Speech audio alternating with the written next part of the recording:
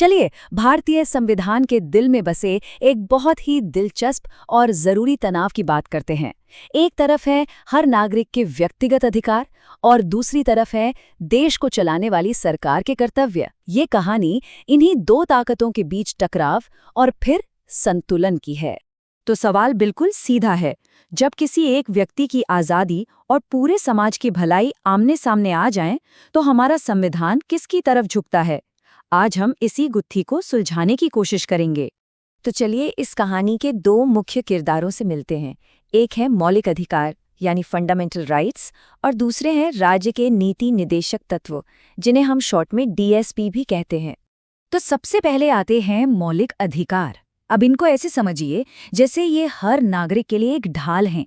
ये वो गारंटी है जो ये पक्का करती हैं कि सरकार अपनी ताकत का गलत इस्तेमाल न करे और हर कोई इज्जत के साथ अपनी जिंदगी जी सके।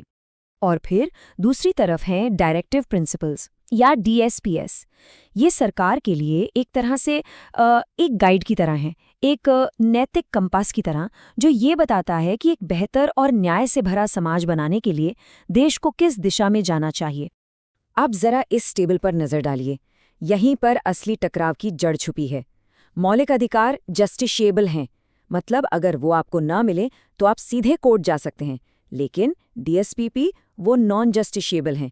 वो सरकार के लिए नैतिक निर्देश तो है, पर कानूनी मजबूरी नहीं। और बस यहीं से सारा खेल शुरू होता है। तो जब संविधान लागू हुआ और ये दोनों ताकतें पहली बार आमने सामने आईं, तो क्या हुआ? अदालतों ने शुरुआत में एक बहुत ही साफ, एक सीधी लकीर खींच दी। देखिए, शुरुआती सालों में जजों का मानना बिल्कुल साफ था। उन्होंने एक वरीयता तय कर दी। व्यक्ति के मौलिक अधिकार सबसे ऊपर हैं, पवित्र हैं, और राज्य के निदेशक तत्व उनके नीचे आते हैं। और इसका सबसे बड़ा, सबसे पहला उदाहरण हमें मिलता है 1951 के चंपकम दोराईराजन केस में। ये वो पहला बड़ा मुकाबला था और इसमें सुप्रीम कोर्ट ने बिल्कुल दो टूक कह दिया कि कोई भी डीएसपीपी किसी भी मौलिक अधिकार का उल्लंघन नहीं कर सकता। मामला खत्म। लेकिन सोचिए, अगर बात इतनी ही सीधी होती तो कहानी तो यहीं खत्म हो जानी चाहिए थी, है ना?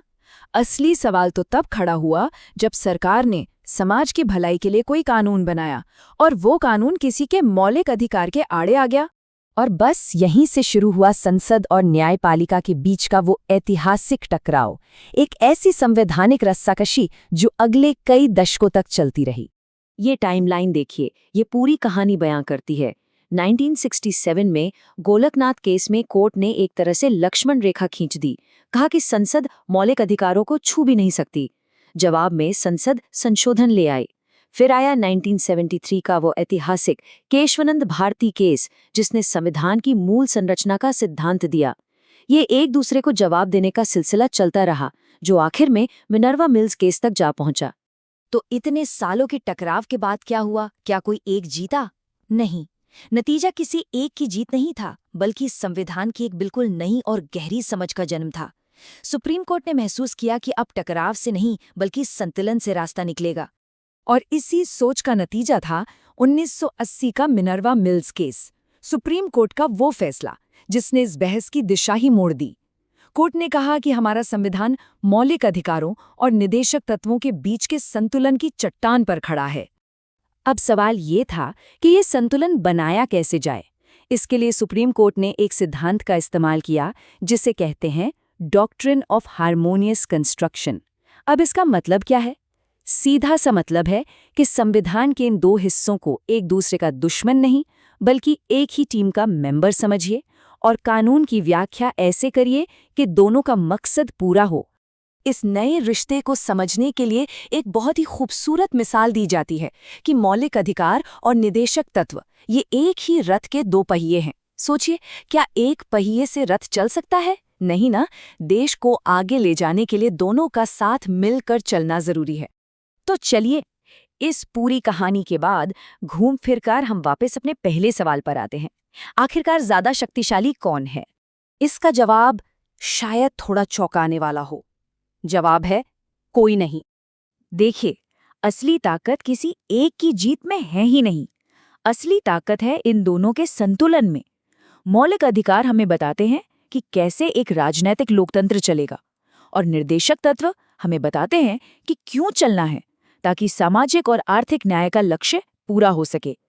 एक के बिना दूसरा अधूरा है, बेमतलब है, और इसी संतुलन को संविधान की आत्मा या अंतरात्मा कहा गया है। तो आखिर में एक सवाल सोचना जरूरी है। संविधान की ये जो अंतरात्मा है, ये संतुलन, ये बहुत नाजुक है। 21वीं सदी की जो नई चुनौतियां हैं, चाहे वो टेक्नोलॉजी हो, पर्यावरण का संकट हो या कुछ और, वो इस संतुलन की अगली परीक्षा कैसे लेंगी?